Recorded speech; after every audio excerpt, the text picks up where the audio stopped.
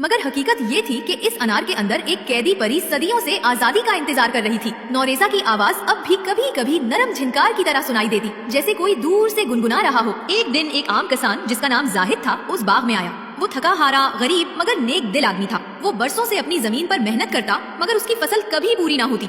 एक रात उसे ख्वाब आया कि अगर वो जगमगाते अनार के दरख्त तक जाए और वहाँ से एक फल तोड़े तो उसकी तकदीर बदल जाएगी। अगली सुबह वो हिम्मत करके नूरिस्तान के बाग में दाखिल हुआ। जूं ही वो उस अनार के दरख्त के करीब पहुँचा, उसका दिल जोर जोर से धड़कने लगा, मगर ख्वाब की याद ने उसे हौसला दिया। उसने वो रोशन अनार अपने हाथों में लिया। उसी लम्हे अनार के अंदर से एक मधम सरगोशी सुनाई दी, मुझे आजाद करो, मैं तुम्हारी दुनिया को रोशनी से भर दूंगी। जाहिद खौफजदा तो हुआ मगर उसने हौसला न छोड़ा। उसने अपने खंजर से अनार को चीर डाला। अचानक एक तेज रोशनी का धमाका हुआ, जैसे सूरज जमीन पर उतर आया हो। रोशनी मधम हुई तो उसके सामने एक हसीन परी खड़ी थी। परी के पर कौसे कज़ह की रोशनी से जगमगा रहे थे। उसके चेहरे पर सुकून था मगर आंखों में सदियों की तन्हाई की झलक। उसने नर्म आवाज में कहा, मैं नौरीज़ा हूँ, लोग मुझे अनार परी कहेंगे। तुमने मुझे इस जालिम कैद से आजाद किया है। जाहिद हैरान रह गया। उसने अपने माथे को झुकाया और बोला, ए नूरानी हस्ती, मैं तो एक आम किसान हूँ, मैंने ये सब तो ख्वाब के हुक्म पर किया था। अनार परी ने मुस्कुराकर कहा, तुम्हारा दिल नेक है, इसीलिए तुम्हें मेरा आजाद करने वाला चुना गया। उस दिन से जाहिद अनार परी को अपनी बेटी समझने लगा। उसके अपने कोई औलाद न थी और देहात के लोग भी जब उस परी को देखते तो हैरान रह जाते। वो गांव वालों की बीमारियों को ठीक करती, बच्चों को सुलाती, खेतों में पानी के लिए बारिश बुलाती। लोग सब मिलकर उसे प्यार से अनार परी कहने लगे।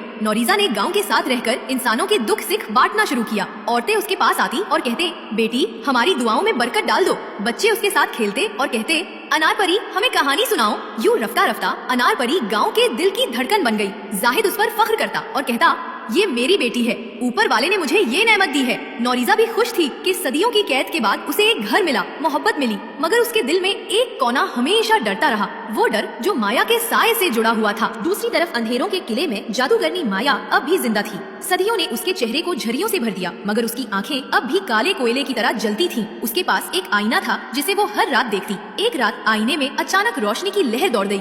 उसने देखा कि वो अनार टूट चुका है और उसमें कैद परी आजाद हो चुकी है। माया ने गुस्से से चीख मारी, ये कैसे मुमकिन है? मैंने सदियों की कैद बर्बाद कर दी और वो फिर आजाद हो गई। उसकी आवाज से उसका महल लरज उठा। उसने अपनी किताब खोली और काले जादू के अल्फाज पढ़ने लगी, मैं इस अनार परी को ढूंढूंगी और इस बार वो जिंदा नहीं बचेगी। नौरेज़ा को इस रात अजीब सा दर्द महसूस हुआ। उसने आसमान की तरफ देखा और दिल ही दिल में कहा, अगर मेरा अंधेरों से सामना होना है तो ए परवरदिगार मुझे हिम्मत देना और ऐसे लोगों को मेरे साथ कर देना जो सच्चाई पर कायम रहें। उसे क्या खबर थी कि उसकी दुआ सुनी जा चुकी है और जल्द ही उसकी जिंदगी में एक शहजादा आने वाला है जो उसकी तकदीर बदल देगा। नौरेज़ा जो अब सबके दिलों में अनार परी के नाम से जानी जाती थी, गाँव की रोशनी बन चुकी थी।